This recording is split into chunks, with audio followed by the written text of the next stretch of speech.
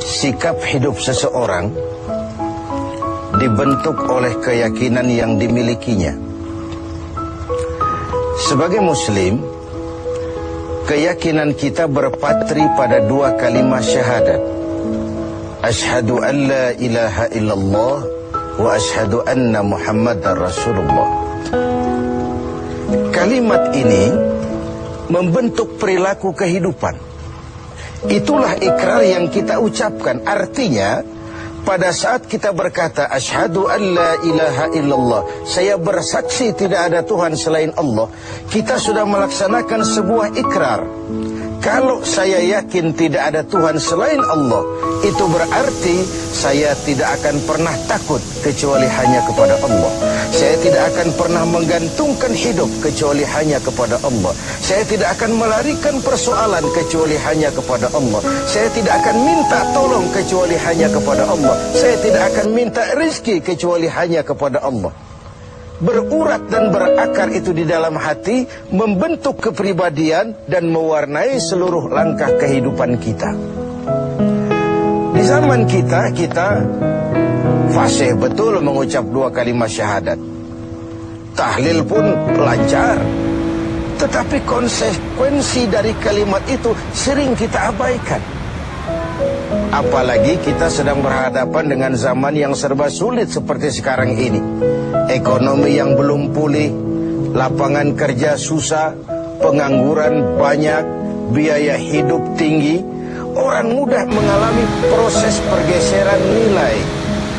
Sholatnya masih menghadap Allah, tapi kepengen dagangan laris menghadap dukun. Dicampurlah itu, iyyaka na'budu wa dukun nasta'in. Ini kan sudah gaya hidup yang sinkrit. Nah, puasa melahirkan keikhlasan. Kenapa? Karena ibadah ini seperti kita pernah bicarakan tanpa sugesti. Mungkin kalau kita sholat masih berharap dilihat orang. Kita membayar zakat, kita bersedekah masih berharap dilihat orang. Tapi dengan puasa hanya kita dan Allah saja. Ini harusnya melahirkan gaya hidup keikhlasan. Bahwa kalau kita sudah berbuat, yang penting kita dan Allah saja. Mau dipuji orang atau tidak, mau didengar orang atau tidak, mau dilihat orang atau tidak, yang penting saya sebagai pelaksana sebuah ibadah dan Allah sebagai tempat tujuan kenapa ibadah ini saya laksanakan. Karena itu, pada jumpa kita sore ini, kita akan bicara tentang ikhlas dalam menghadapi kehidupan ini. Sebab bukan saja hanya sholat kita harus ikhlas, puasa harus ikhlas, zakat harus ikhlas. Menjalani hidup ini pun kita harus dengan penuh keikhlasan.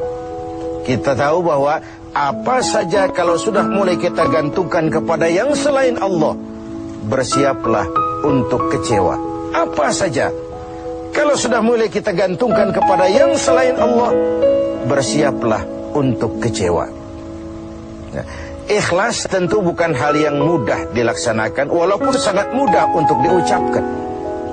Tetapi inilah yang diperintahkan Allah kepada kita.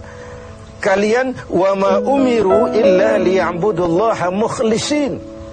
Kalian tidak diperintahkan kecuali hanya menjadi penyembah Allah yang penuh keikhlasan. Penyembah Allah yang berangkat dari semangat keikhlasan. Saya ingin mengungkap apa yang pernah disampaikan oleh Imam Al-Ghazali tentang keikhlasan ini. Beliau menyatakan, "An-nas kulluhum mauta illa al-alimun. Wal-alimuna niyamun illa al-amilun. Wal-amiluna mughtarruna illa al-mukhlisun." Manusia, kata Al-Ghazali, pada dasarnya mati, kecuali orang yang berilmu. Orang yang berilmu walaupun dia hidup, tidur, kecuali yang mengamalkan ilmunya. Dan orang yang mengamalkan ilmunya, banyak yang tertipu, kecuali yang ikhlas di dalam mengamalkannya. Begitulah dalam kehidupan ini. Manusia pada dasarnya mati kecuali orang yang berilmu. Tidak banyak yang bisa dilakukan tanpa ilmu. Ilmulah yang membuat manusia itu hidup, bergerak, berbuat, berkembang, tumbuh menjadi lebih maju. Ilmu dalam sebuah ungkapan lama membuat hidup jadi mudah. Seni membuat hidup jadi indah. Dan agama membuat hidup jadi terarah. Dengan ilmu hidup jadi mudah. Apa yang hari ini terjadi di benua lain, hari ini juga kita tahu dari kamar kita. Dari kamar kita bahkan kita bisa ngobrol ke luar negeri. Itu kemudahan yang terjadi karena faktor ilmu. Dahulu tahun 50-an, orang kita kalau pergi haji ke Mekah 6 bulan. Kita sudah lupa dia baru pulang 6 bulan. Yang ada cuma kapal laut, sementara Mekah Madinah unta. Sekarang orang berhaji cukup 1 bulan. Kemajuan ilmu yang menciptakan Boeing memotong waktu 5 bulan. Ruang dan waktu sudah bukan masalah. Manusia mati kecuali yang berilmu.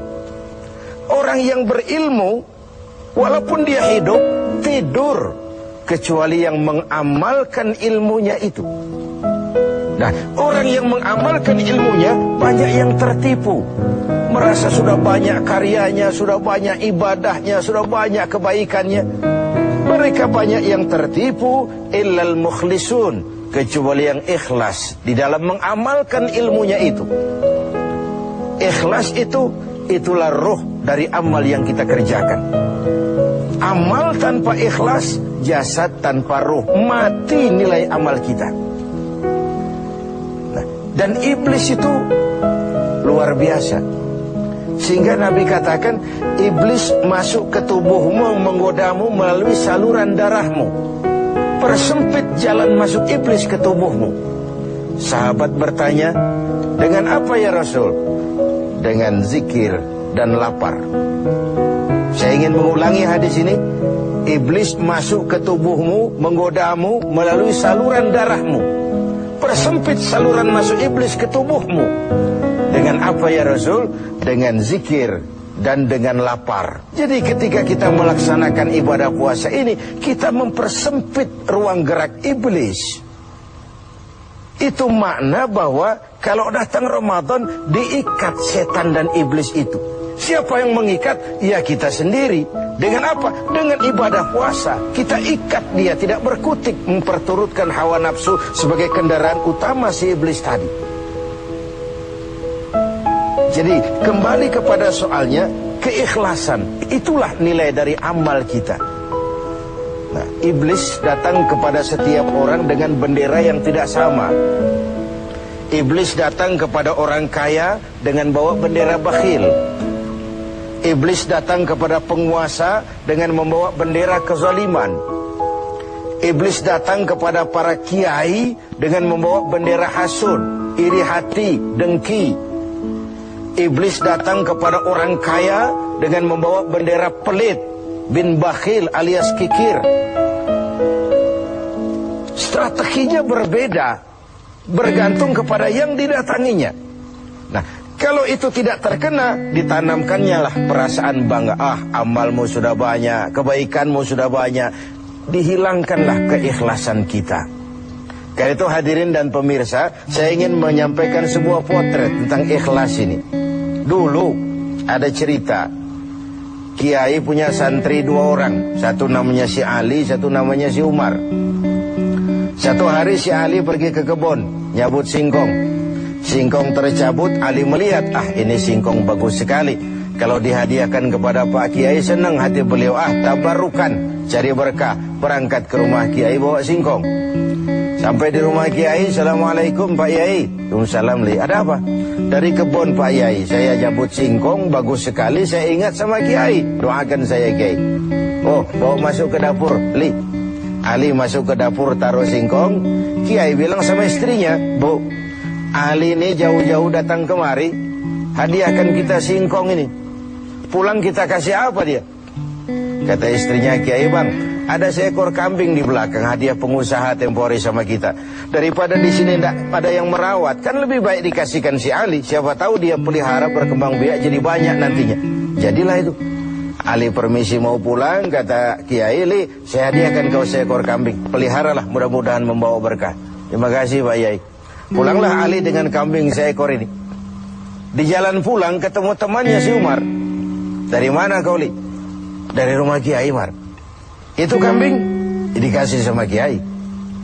Kenapa kamu dikasih kambing? Enggak tahu, saya datang cuman bawa singkong ke rumah Kiai, pulang dikasih kambing. Si Umar nih otak dagangnya jalan. Kalau Ali saja bawa singkong dikasih kambing, bagaimana kalau saya bawa duren?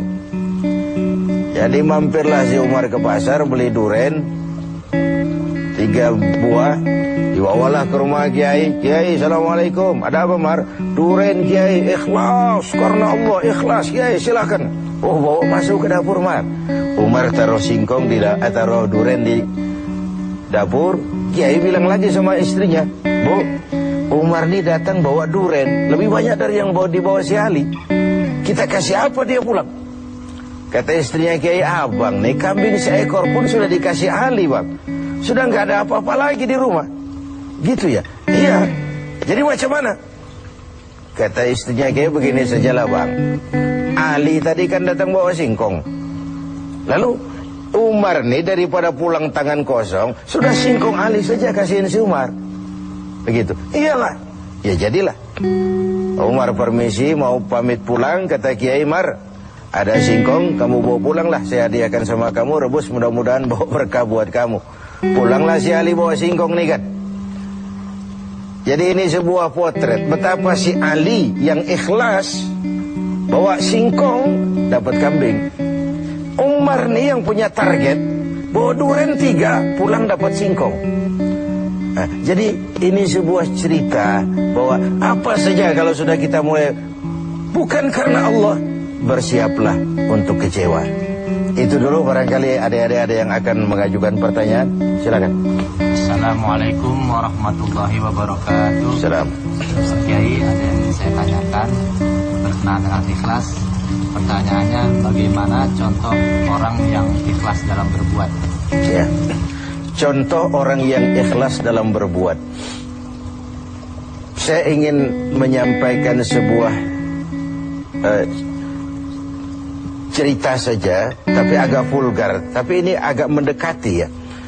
Orang yang ikhlas dalam berbuat itu, mohon maaf, barangkali agak mirip-mirip orang yang buang air besar. Ini saudara-saudara, kalau pagi buang air besar ikhlas enggak? Ikhlas kan? Apa pernah ditengok-tengok? Enggak pernah. Apa pernah berharap balik lagi? Juga enggak. Walaupun malam habis makan enak, makan sate, buahnya anggur, apel, besok pagi dibuang ikhlas. Enggak begitu jatuh terus ditengokin, jangan-jangan satenya ini. Enggak, sudah ikhlas, kurelakan di kau pergi. Begitu kira-kira contoh orang yang ikhlas dalam berbuat. Ini maaf ya, contohnya agak vulgar, tapi saya pikir itu yang agak mendekati. Kalau sudah berbuat ya sudah, diikhlaskan saja, dilepas. Karena ikhlas itu kan artinya selamat. Selamat dari noda, selamat dari kepentingan yang selain Allah. Bersih dari kepentingan yang selain Allah. Nah itu yang kita inginkan dalam berbuat. Dan puasa sekali lagi melatih kita untuk menerapkan sikap-sikap ikhlas. Kan kalau sudah kita puasa, yang tahu cuma kita dan Allah saja. Bukan karena ingin dipuji orang, bukan karena ingin disanjung orang, tapi karena melaksanakan perintah Allah berdasarkan keikhlasan. Mudah-mudahan puasa ini semakin mendorong kita menjadi orang-orang yang ikhlas.